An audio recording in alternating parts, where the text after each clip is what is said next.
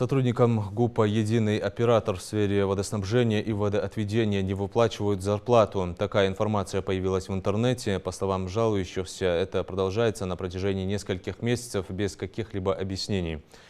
Как отметили представители Министерства энергетики и ЖКХ, информация не соответствует действительности. Сведения о том, что по ГУП «Единый оператор» в сфере водоснабжения и водоотведения имеется задолженность по заработной плате перед сотрудниками, да еще более 3 месяцев, не соответствует действительности, так как данное предприятие как таковое функционирует с 1 августа текущего года. Если говорить конкретно про заработную плату данного предприятия за озвученный мной период, то проблем с выплатой у предприятия на сегодняшний день нет.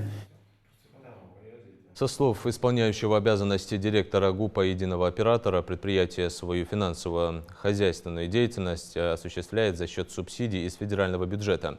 В настоящее время заявка по финансовой потребности предприятия направлена в Минэкономразвития России и находится в работе. Касаемо заработной платы, мы выплаты начали. Основной источник у нас – это сборы платежей и федеральная субсидия, межтарифная разница.